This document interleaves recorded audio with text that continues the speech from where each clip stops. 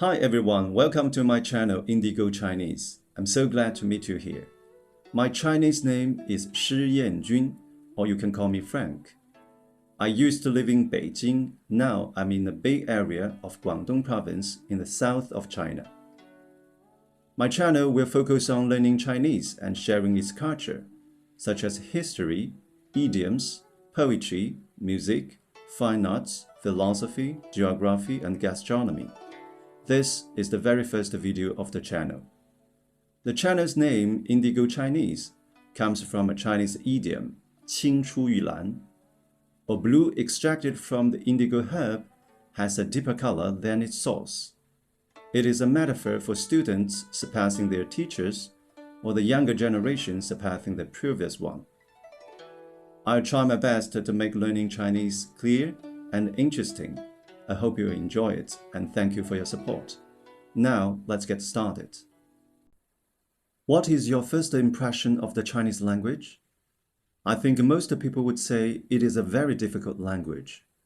Yes, I agree with you. As we know, most languages are alphabet-based.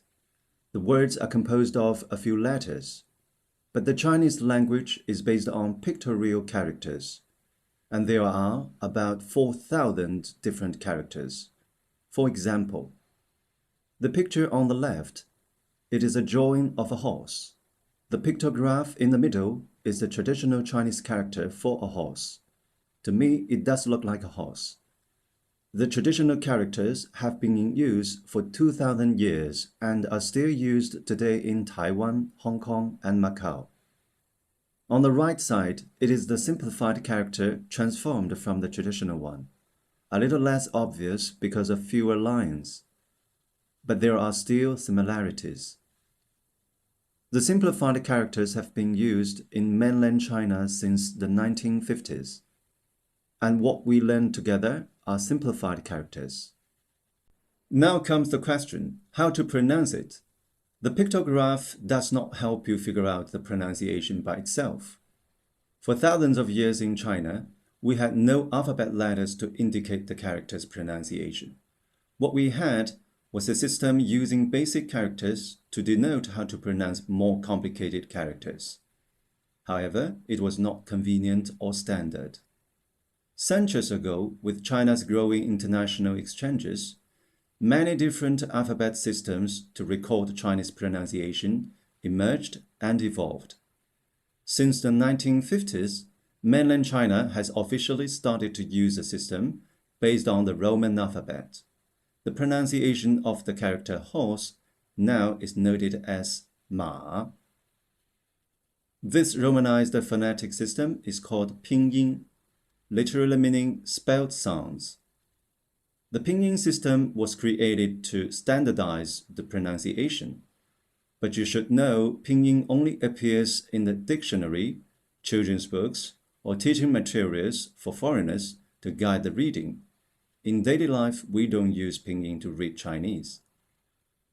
Where we often use it is on the keyboard as the most popular way to input the Chinese characters into computers or mobile phones. Pinyin has three components. Initials. They are mostly consonants and always placed at the beginning of a character's pronunciation. For this character is letter M. Finals. They are vowels or combined vowels and always placed at the end. Here is letter A. Tones. They are tonal symbols, like a conductor's baton giving the direction in which your voice must go. And for this character, it's the third tone. The sound will first go down, then rise up. Ma. Please read after me. Ma. Ma. Well done. As you can see, the pronunciation of Ma has only one syllable. In fact, all Chinese characters are monosyllabic. We'll go through this later. Okay, I hope this gives you a general picture of Pinyin. In the coming sessions, we will cover more details, including an in-depth discussion of the 23 initials, the 24 finals, and the 4 tones that make up the Pinyin system. Stay tuned and see you soon. Bye!